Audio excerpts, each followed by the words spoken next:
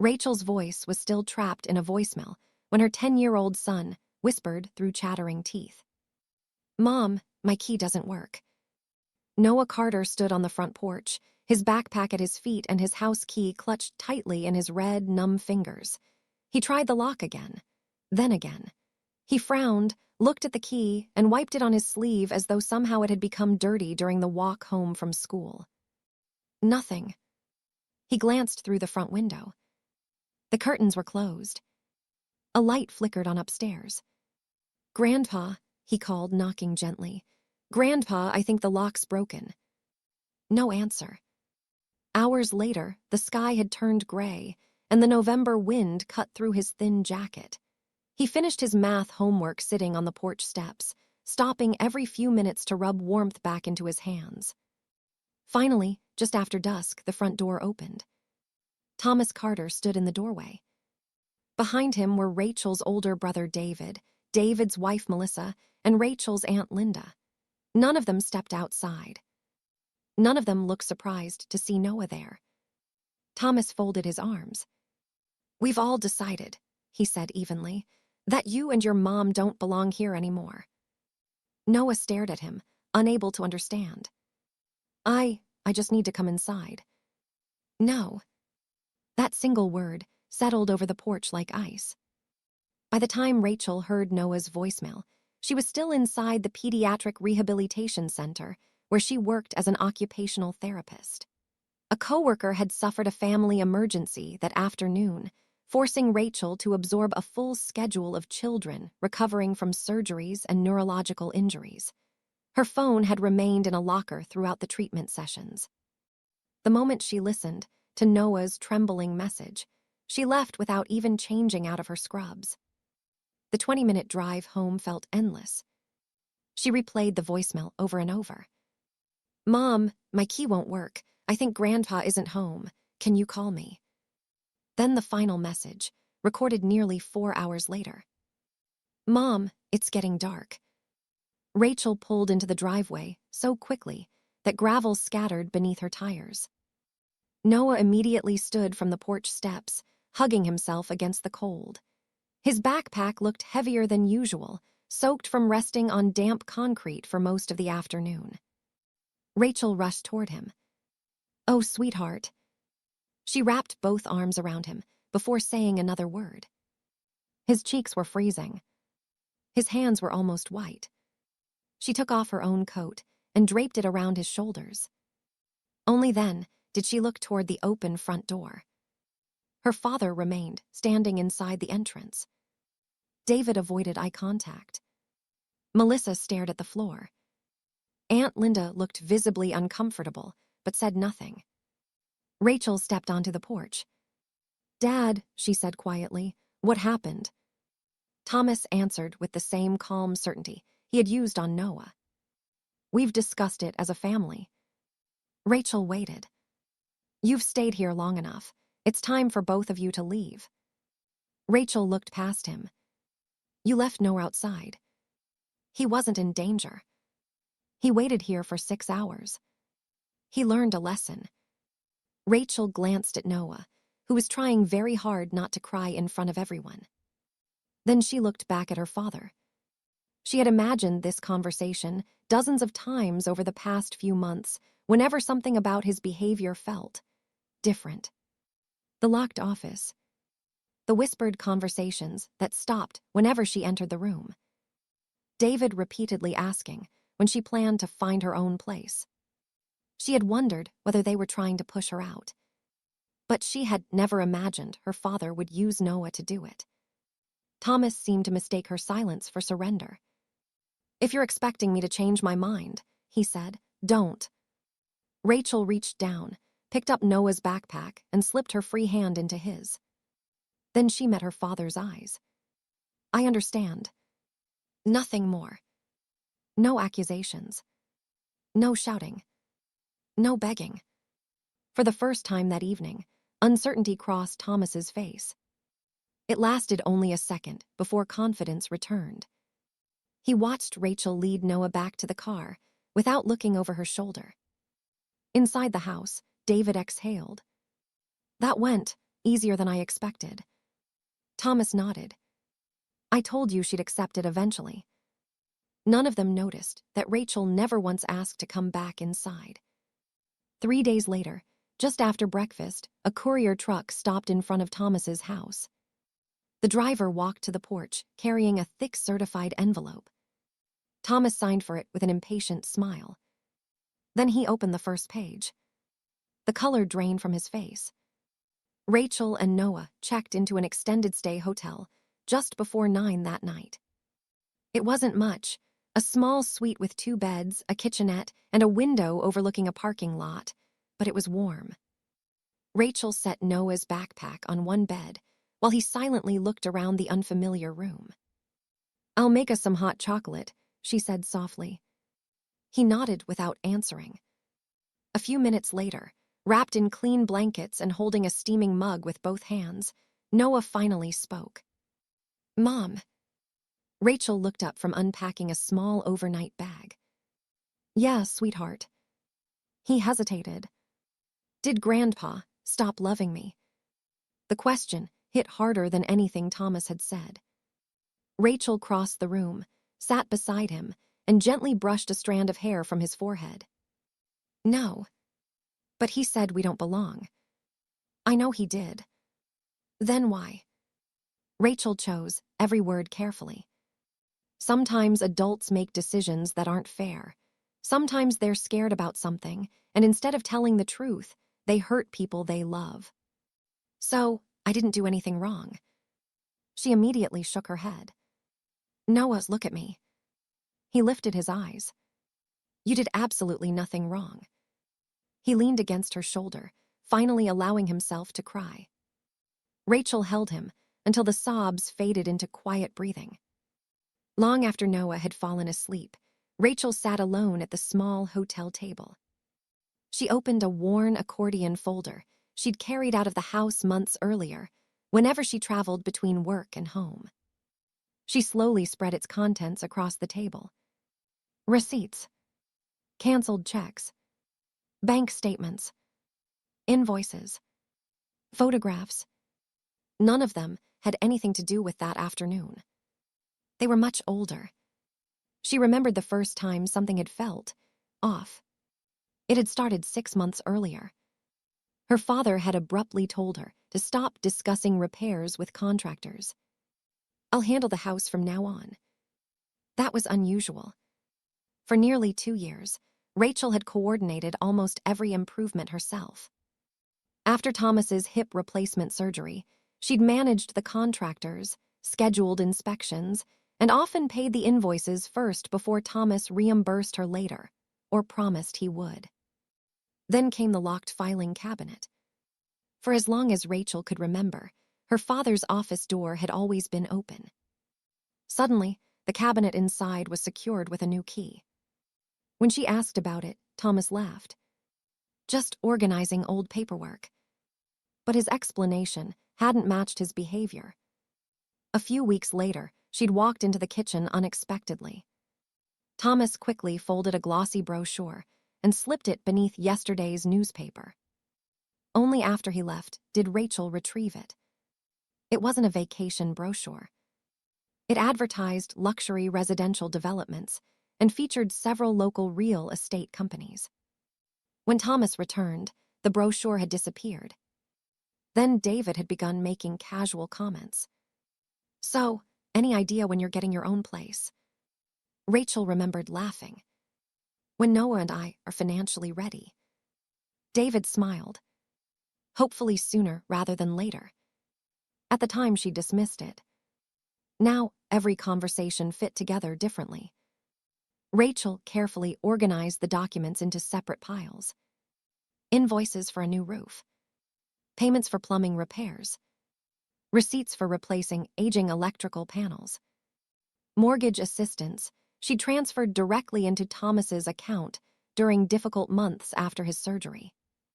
Each payment had a matching bank record.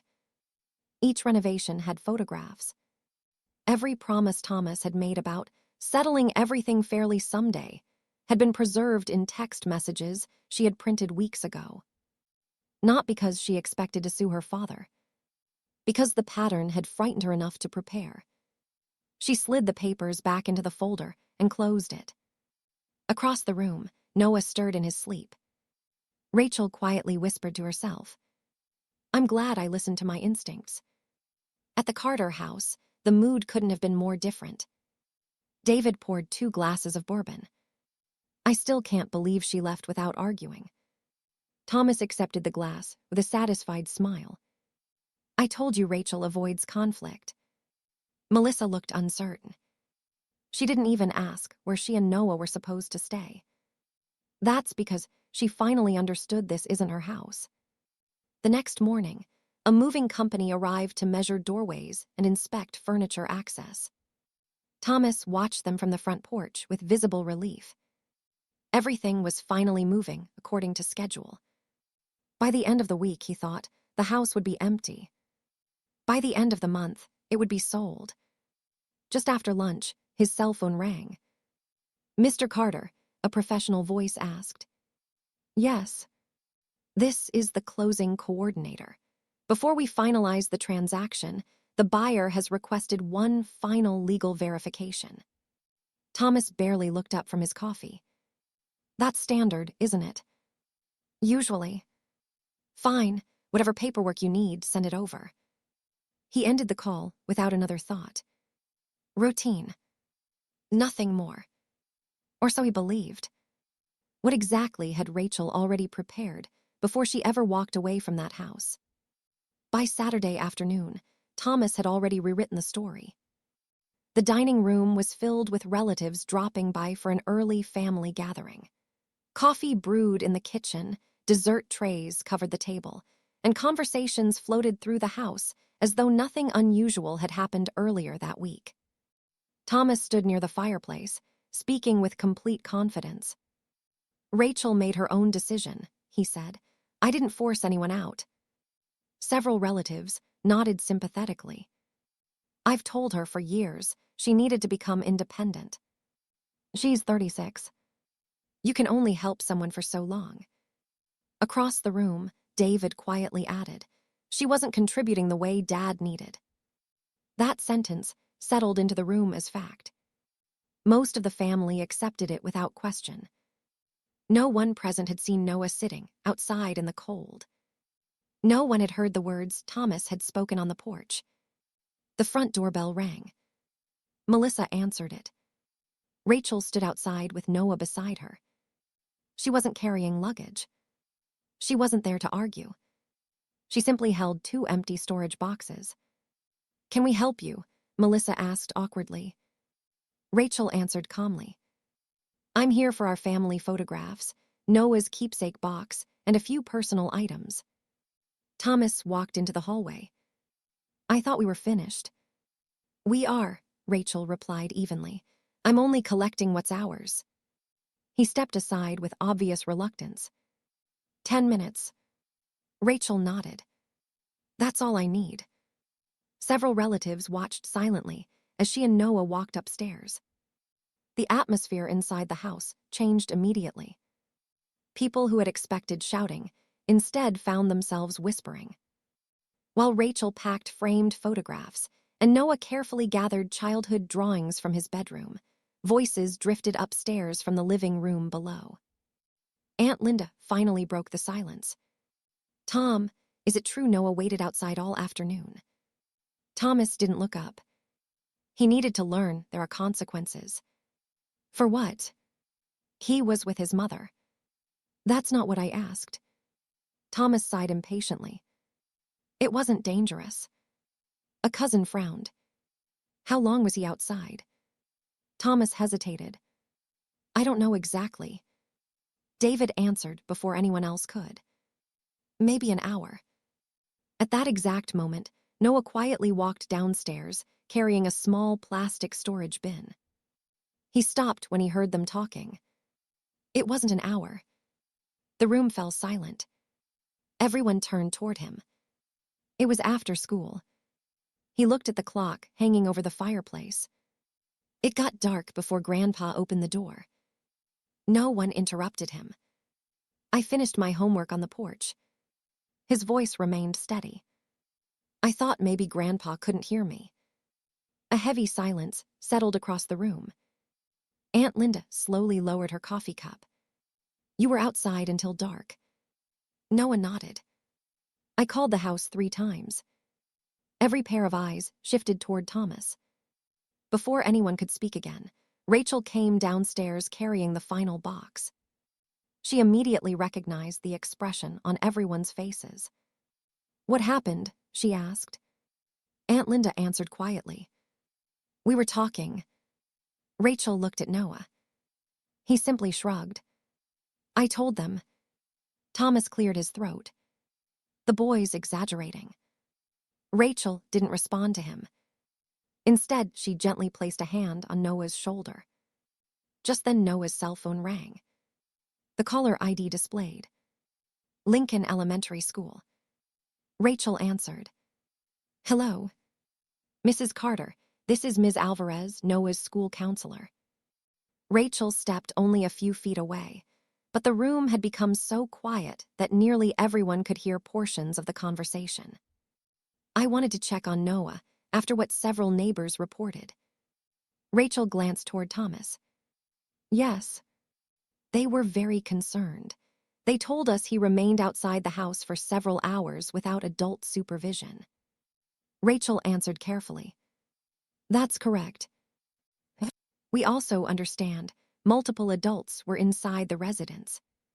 Yes. We're documenting the incident to ensure Noah receives appropriate support when he returns to school. I appreciate that. When the call ended, no one spoke. Finally, Rachel turned back toward the room. She didn't accuse anyone. She didn't raise her voice. She simply looked around at every member of the family. Everyone here deserves the full timeline before choosing sides. Thomas scoffed. So now you're trying to embarrass me. Rachel picked up the last box. No. She looked directly at him. I'm giving everyone the chance to learn the truth. Without another word, she took Noah's hand. Together, they walked out the front door. The gathering ended much earlier than anyone expected. Relatives who had arrived believing Thomas's version now left quietly, exchanging uncertain glances instead of goodbyes. Aunt Linda hugged Noah before he climbed into Rachel's car. I'm sorry, she whispered. He managed a small smile. It's okay. But it clearly wasn't. Inside the house, David closed the front door. Dad. Thomas waved him off.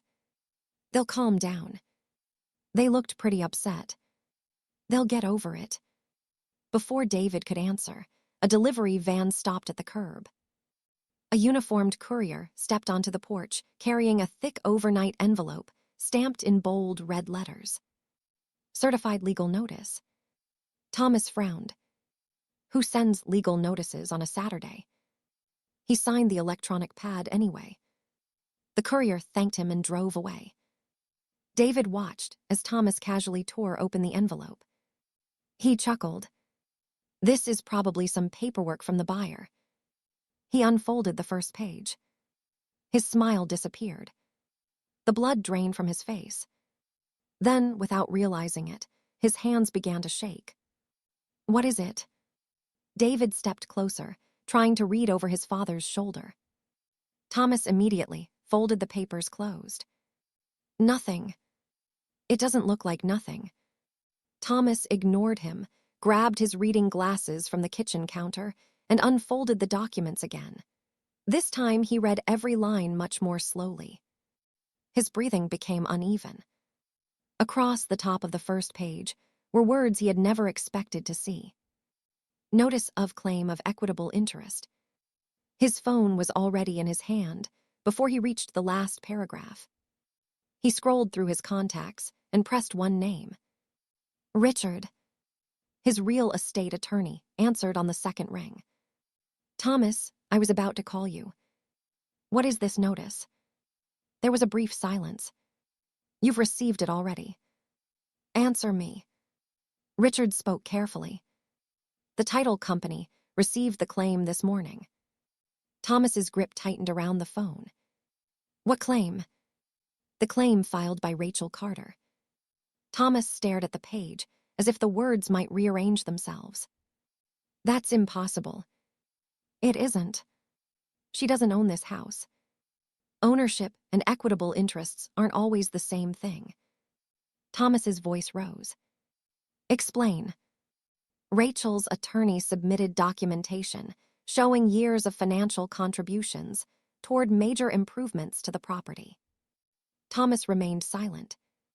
Richard continued. They included renovation invoices. Thomas swallowed. Bank transfers. His eyes shifted toward the dining room.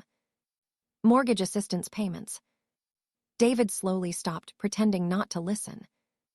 And written communications acknowledging those contributions. Thomas interrupted. Those were family arrangements. They may have begun that way, Richard replied, but the documentation is substantial. Thomas began packing across the kitchen. So what happens now? The title company has frozen the closing. No. I'm afraid they have. They can't. They already did. Thomas felt his stomach drop. The developer's funds have been placed on hold until the ownership interest issue is resolved. How long? I don't know. Days. Possibly months. Thomas closed his eyes. You're telling me the sale is stopped? Completely.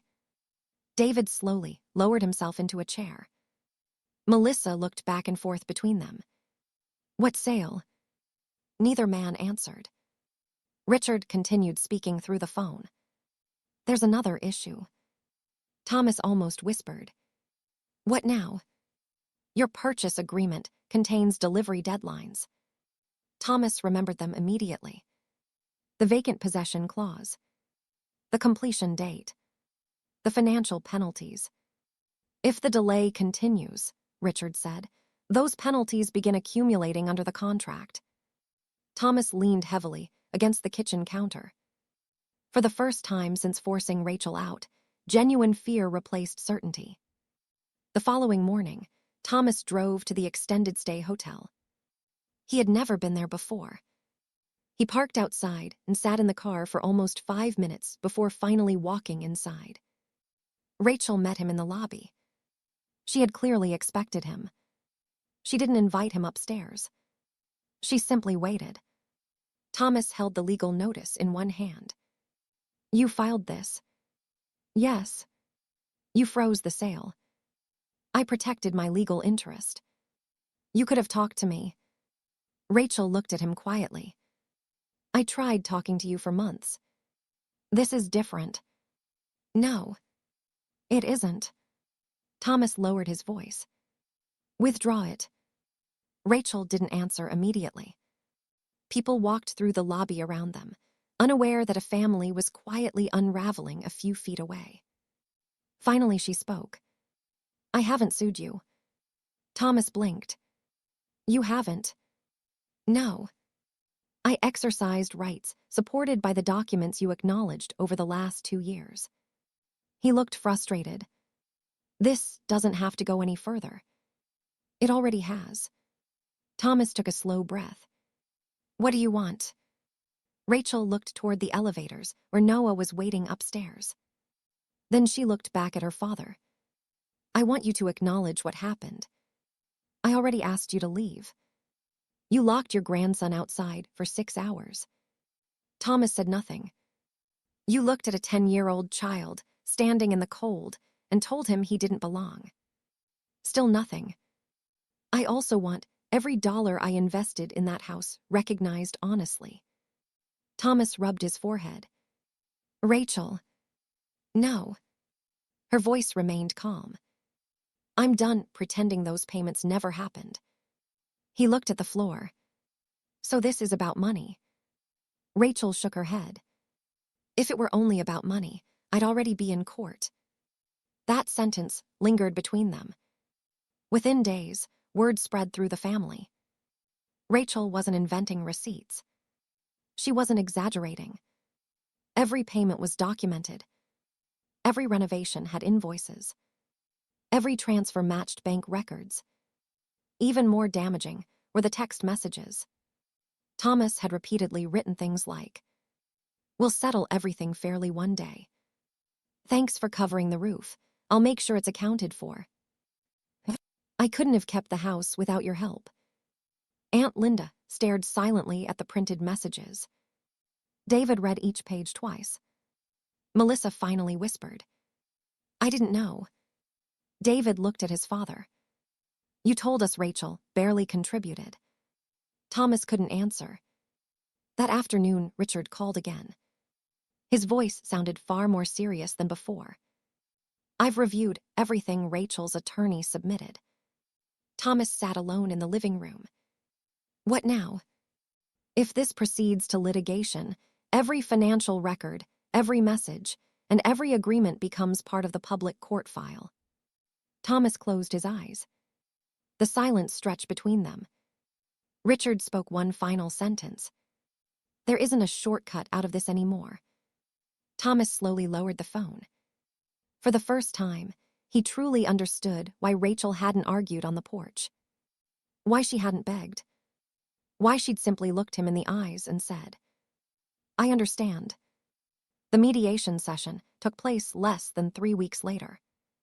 Rachel arrived carrying the same accordion folder that had sat on the hotel table the first night after she and Noah were forced out. It looked ordinary from the outside, but inside were 2 years of carefully preserved records. Thomas arrived believing there still had to be some misunderstanding that could be explained away. There wasn't. One by one, the documents were placed on the conference table. Canceled checks, bank transfer confirmations, invoices for the roof replacement, receipts for plumbing repairs after the basement pipes burst, electrical upgrades that had brought the aging house up to code, copies of text messages in which Thomas had repeatedly thanked Rachel for paying expenses he couldn't afford after his hip surgery. At the time, he had promised every contribution would be made right. He simply never expected anyone to keep the proof. The mediator quietly organized the papers into chronological order. Then she looked at Thomas. "Did your daughter make these payments?" Thomas stared at the documents. "Yes." "Did you acknowledge receiving them?" "Oh, yes." "Did you promise they would be recognized if the property was ever sold?" His shoulders slowly dropped. "Yes." There was nothing left to dispute. The rest of the truth emerged just as clearly.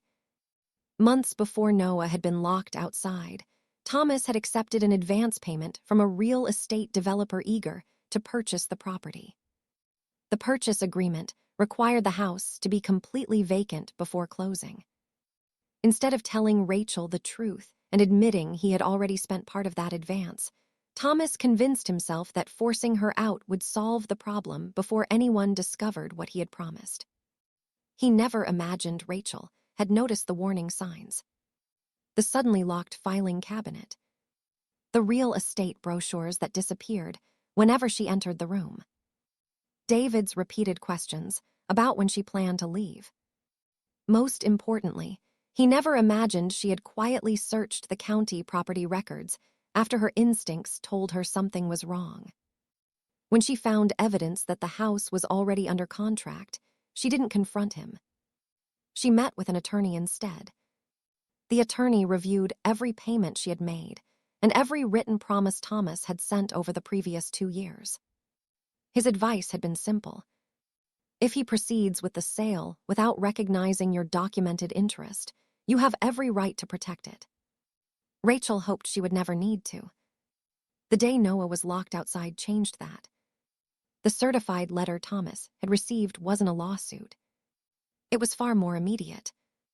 Rachel's attorney had filed a documented equitable interest claim with the title company before closing could occur. The moment the title company verified the claim, the transaction stopped. The developer refused to release the remaining purchase funds, while ownership interests remained unresolved. Every day the closing was delayed, Thomas's contract exposed him to additional financial penalties. The pressure that followed wasn't created by Rachel. It came from the agreement Thomas himself had signed. His attorney explained it plainly. The title company cannot ignore documented competing interests. For the first time, Thomas realized that trying to remove Rachel quietly had accomplished the exact opposite. Instead of speeding up the sale, he had frozen it completely. The family's opinion changed just as quickly. Aunt Linda asked Rachel to meet for coffee. The moment they sat down, she reached across the table. "I owe you an apology." Rachel looked surprised. "I should have asked questions before believing your father." Rachel gave a small, tired smile. "I wish someone had." David struggled even more. He admitted he knew Thomas wanted Rachel to move out. He admitted he had repeated their father's version of events without verifying it. But when he learned Noah had truly remained outside for 6 hours while adults sat inside the house, he stopped defending the decision. "I thought Dad gave him time to cool off," David admitted. "I didn't know he left him there all afternoon." Rachel believed him. It didn't erase the damage. But it mattered. Melissa apologized as well. The only apology Rachel never received willingly was the one that mattered most. Thomas tried. Several times. He called. Rachel answered politely but briefly. Eventually, he asked if he could speak to Noah. Rachel didn't refuse. She handed her son the phone. Noah listened quietly for nearly a minute. Then he answered with the honesty only a child could manage. "I don't hate you, Grandpa." Thomas closed his eyes. "But I don't feel safe at your house anymore." There was nothing Thomas could say. The silence that followed hurt far more than an argument ever could. Trust, once broken that completely, couldn't be repaired by a single conversation. The mediation concluded with a negotiated settlement. Rachel received compensation, reflecting the documented value of the money she had invested into preserving the property.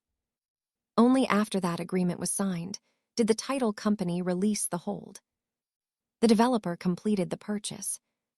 Thomas received the remaining proceeds, but far less than he had originally expected after legal fees, settlement costs, and contractual penalties were deducted. The house he had fought so hard to keep under his control belonged to someone else within weeks. When the moving trucks finally left the driveway, all that remained were memories. Some good, many painful. Rachel used her settlement as the down payment on a modest 3-bedroom home in a quiet neighborhood close to Noah's school. It wasn't the biggest house on the block.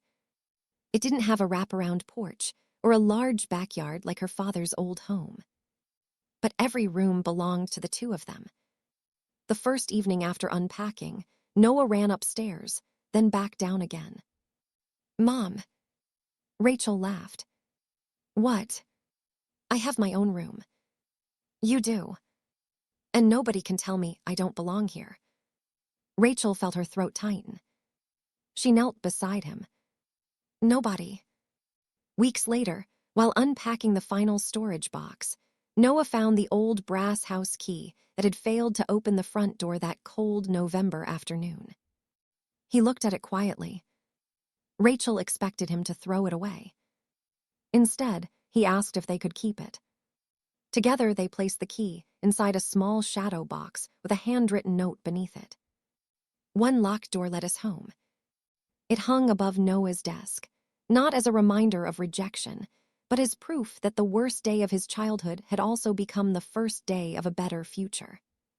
Thomas never regained the relationship he had once taken for granted. Family gatherings became smaller. Phone calls became less frequent. The respect he had always assumed would remain simply because he was the family patriarch disappeared after everyone learned how he had treated his own grandson. Rachel never celebrated his losses. She simply stopped carrying the burden of protecting someone who had refused to protect her child. Every evening, when Noah came home from school, he unlocked the front door with his own key, stepped inside, and called out the same words. "Mom, I'm home." And every single time, The door opened. Sometimes the strongest answer to betrayal isn't an argument. It is quietly letting the truth arrive in a certified envelope.